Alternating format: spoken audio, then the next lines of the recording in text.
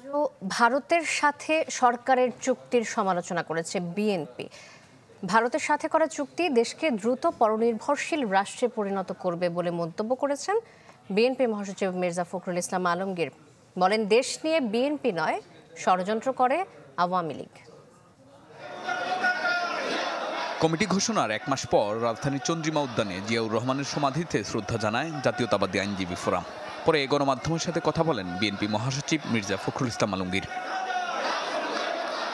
বাংলাদেশকে পরনির্ভরশীল করতেই ভারতের সঙ্গে রেল করিডোর চুক্তি করা হয়েছে বলে মন্তব্য মির্জা ফখরুলের। তার অভিযোগ, বিএনপি নয়, সমঝোতার চুক্তি করে সরকারই জনগণের সঙ্গে প্রতারণা করেছে। এই সমঝোতাগুলোর অর্থই হচ্ছে যে অতি অল্প সময়ের মধ্যে বাংলাদেশকে তারা নির্ভরশীল করে ফেলবে ভারতের কাছে, যেটা প্রমাণিত হয়ে গেছে। আকাশ, স্থল, নৌপথে সবখানেই তারা আজকে তাদেরকে সেই পার্টনারশিপ দিয়ে দিয়েছে। পার্টনারশিপে আমাদের কোনো আপত্তি নেই, কানেক্টিভিটিতে কোনো আপত্তি নেই। সেখানে বাংলাদেশ কি পেরো সেটাই হচ্ছে প্রধান। জঙ্গিবাদের নামে সরকার বিরোধী দল দমন করেছে এমন অভিযোগ করে মির্জা ফখরুল জানান, তাদের অবস্থান সবসময় জঙ্গিবাদের বিরুদ্ধে। এবং আমরা যে কোনো রকমের জঙ্গিবাদের বিরুদ্ধে আমরা আন্তর্জাতিক জাতীয় জঙ্গিবাদের বিরুদ্ধে। জঙ্গিবাদের নাম করে তাদের বিরোধী পক্ষকে হয়রানি করেছে, তাদেরকে গ্রেফতার করেছে এবং তাদেরকে আজকে কারাগারের মধ্যে নিক্ষেপ করে রেখেছে।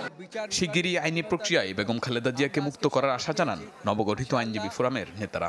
অল্প কিছুদিনের মধ্যেই আমরা চেষ্টা করব আইনের মাধ্যমে এবং বিচার বিভাগের মাধ্যমেই আমাদের নেত্রীকে মুক্ত করার জন্য। এবং সেই জন্য শাহনেওয়াজ বাবলু, চ্যানেল 24, ঢাকা।